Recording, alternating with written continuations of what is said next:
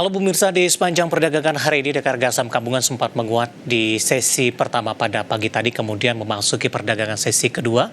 Indeks harga saham gabungan berbalik melemah cukup dalam dan kembali meninggalkan level 7.400-an pemirsa.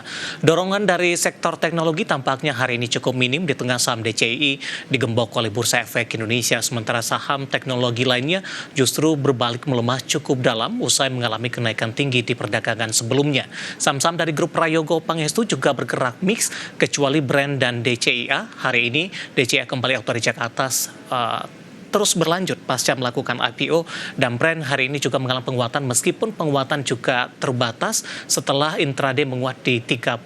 Sementara saham-saham perbankan backup lebih cenderung bergerak flat setelah menopang indeks harga saham gabungan di perdagangan sesi pertama hari ini. Dan seperti apa review pergerakan indeks harga saham gabungan di tengah pembalikan arah yang terjadi, arah indeks harga saham gabungan jangka menengah dan juga untuk jangka panjang. Kembali bersama saya David San Oval, kita jelang IDX segera closing selengkapnya.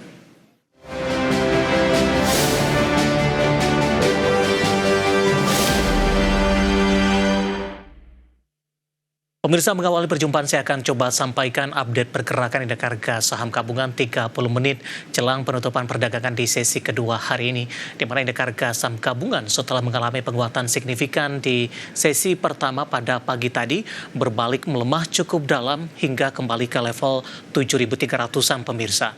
Di mana posisi saat ini indeks harga saham gabungan melemah di 0,53% di level 7.359,173. Secara intraday dibuka di sesi pertama pada pagi tadi di zona hijau di 7.440,286. Beberapa menit pasca pembukaan, indeks harga saham gabungan langsung mengalami penguatan signifikan hingga menyentuh ke level intraday tertinggi di sepanjang perdagangan hari ini, tepatnya menyentuh di 7.457,381. Di penutupan sesi pertama siang tadi, penguatan lebih ke arah terbatas, kemudian beberapa menit pasca pembukaan sesi kedua, indeks harga saham gabungan langsung berbalik arah ke zona merah dengan menyentuh intraday terendahnya di sepanjang perdagangan hari ini di 7.348,383. Ya, sektor teknologi tidak memberikan dorongan signifikan pada perdagangan hari ini ketika DCI setelah mengalami penguatan signifikan dalam beberapa perdagangan terakhir di perdagangan hari ini digembok oleh Bursa Efek Indonesia. Sementara WiFi yang sebelumnya sempat naik signifikan hari ini berbalik arah melemah ke 3,39%, 2850.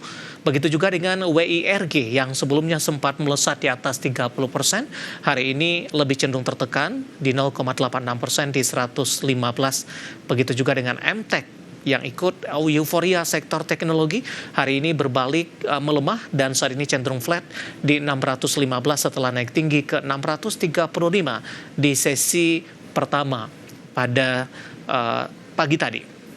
Kemudian saham-saham dari grup Prayogo Pangestu juga kurang memberikan dorongan yang signifikan, hanya brand dinilai dengan nilai kapitalisasi terbesar dengan menyalip BBCA, penguatannya lebih ke arah terbatas di 0,63% saat ini di 7950 setelah menguat di atas 3% intraday hari ini ke 8375. Kemudian juga emiten pendatang baru CDIA hari ini kembali mencatatkan auto-reject atas tanpa berhenti pasca IPO.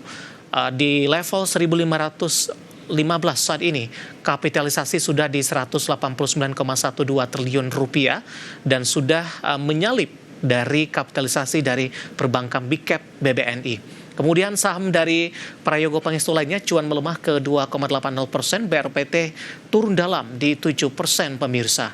Kemudian dari perbankan Big Cap BMRI melemah di 0,21%, 4670, BBCA flat di 8450 dan melemah ke 8425. Sementara untuk posisi BBRI berbalik flat 3830 setelah menguat ke 3880 hari ini, dan juga untuk BBNI hari ini berbalik ke zona merah setelah menguat ke 4090 saat ini di 4050. Updatean pergerakan indeks harga saham gabungan 30 menit jelang penutupan sesi kedua hari ini, dan semoga bisa menjadi salah satu referensi untuk Anda.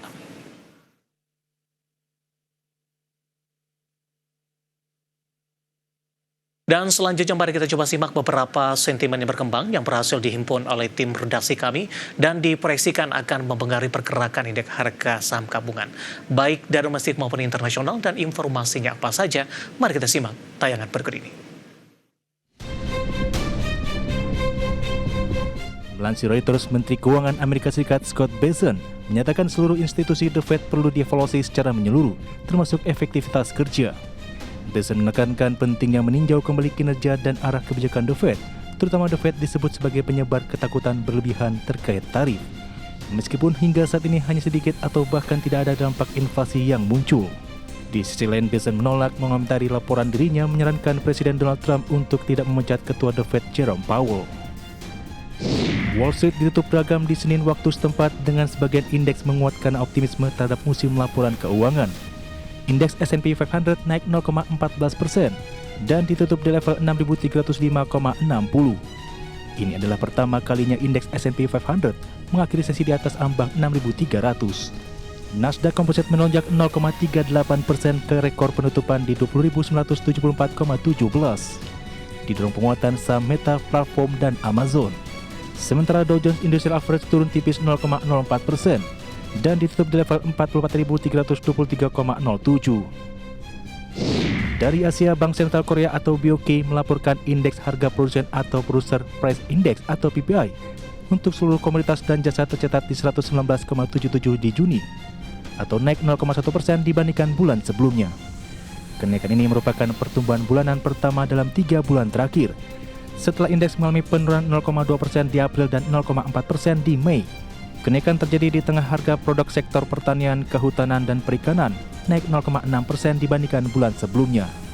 Indeks ini merupakan salah satu indikator utama yang mencerminkan potensi inflasi di masa mendatang. Dari dalam negeri, Bank Indonesia merilis uang beredar dalam arti luas atau M2 di Juni 2025 tumbuh 6,5% year on year, lebih tinggi dibandingkan dengan pertumbuhan 4,9% year on year di Mei 2025. Dengan pertumbuhan tersebut, posisi M2 di Juni 2025 tercatat di Rp9.597,7 triliun, didorong pertumbuhan uang beredar sempit atau M1 sebesar 8% year on year, dan uang kuasi yang tumbuh 4,7% year on year. Peningkatan M2 dipengaruhi penyaluran kredit tumbuh 7,6% year on year, sedikit melambat dibandingkan bulan sebelumnya di 8,1% year on year. Sementara aktiva luar negeri bersih tumbuh stabil di level 3,9% year on year. Berbagai sumber untuk ID Action.